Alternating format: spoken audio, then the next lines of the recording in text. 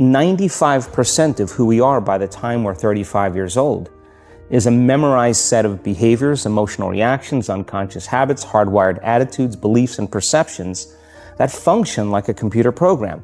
So then a person can say with their 5% of their conscious mind, I want to be healthy, I want to be happy, I want to be free. But the body's on a whole different program. People grab their cell phone, they check their WhatsApp, they check their texts, they check their emails, they check Facebook, they tweet something, they do Instagram, they check the news, and now they feel really connected to everything that's known in their life. And then they go through a series of routine behaviors. They get out of bed on the same side, they go to the toilet, they get a cup of coffee, they take a shower, they get dressed, they drive to work the same way, they do the same things, they see the same people, they push the same emotional buttons, and that becomes the routine, and it becomes like a program. So now they've lost their free will to a program, and there's no unseen hand doing it to them. So when it comes time to change, the redundancy of that cycle becomes a subconscious program. Most people then wait for crisis or trauma or disease or diagnosis, they wait for loss, some tragedy to make up their mind to change. And my message is, why wait? And you can learn and change in a state of pain and suffering, or you can learn and change in a state of joy and inspiration. And I think right now, the cool thing is that people are waking up. If you're not being defined by a vision of the future, then you're left with the old memories of the past, and you will be predictable in your life. How you think and how you feel creates your state of being.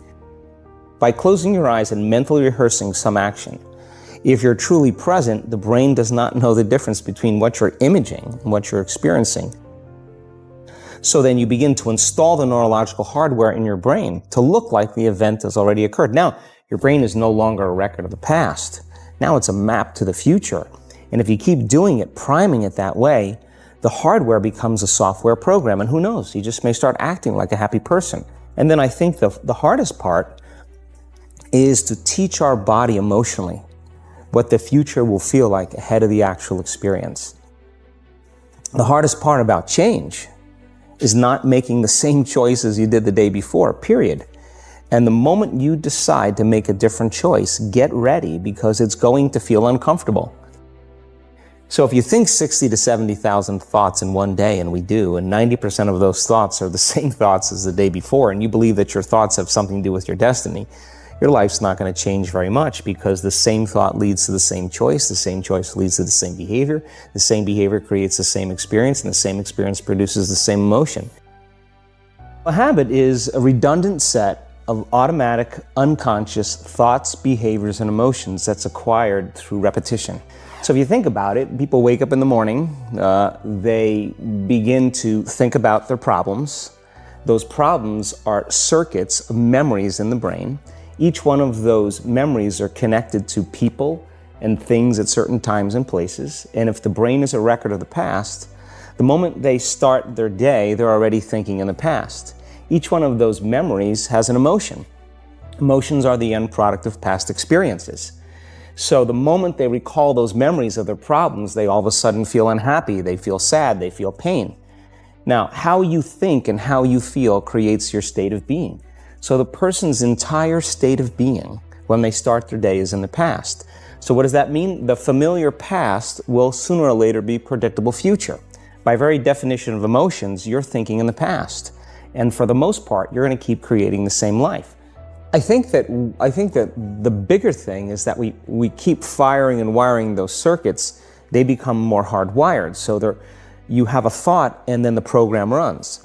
But it's the emotion that follows the thought. If you have a fearful thought, you're going to feel anxiety. The moment you feel anxiety, your brain's checking in with your body and saying, yeah, you're pretty anxious. So then you start thinking more corresponding thoughts equal to how you feel. Well, the redundancy of that cycle conditions the body to become the mind. So now, when it comes time to change, a person steps into that river of change and they make a different choice, and all of a sudden, they don't feel the same way. So the body says, well, you've been doing this for 35 years. You're going to just stop suffering and stop feeling guilty and stop feeling shameful, and you're not going to complain or blame or make excuses or feel sorry for yourself. Well, the body's in the unknown. So the body says, I want to return back to familiar territory. So the body starts influencing the mind, and it says, the stronger the emotional reaction you have to some experience in your life, the higher the emotional quotient, the more you pay attention to the cause. And the moment the brain puts all of its attention on the cause, it takes a snapshot, and that's called a memory. So long-term memories are created from very highly emotional experiences. So what happens then is that people think neurologically within the circuitry of that experience, and they feel chemically within the boundaries of those emotions. And so when you have an emotional reaction to someone or something, most people think that they can't control their emotional reaction. Well, it turns out if you allow that emotional reaction, it's called a refractory period, to last for hours or days, that's called a mood. I say to someone, hey, what's up? You say, I'm in a mood. Well, why are you in a mood? Well, I had this thing happen to me 5 days ago, and I'm having one long emotional reaction. If you keep that same emotional reaction going on for weeks or months, that's called temperament. When you turn on the stress response and you can't turn it off, now you're headed for disease, because no organism in nature can live in emergency mode for that extended period of time. It's a scientific fact that the hormones of stress downregulate genes and create disease, long-term effects. Human beings, because of the size of the neocortex, we can turn on the stress response just by thought alone. We can think about our problems and turn on those chemicals.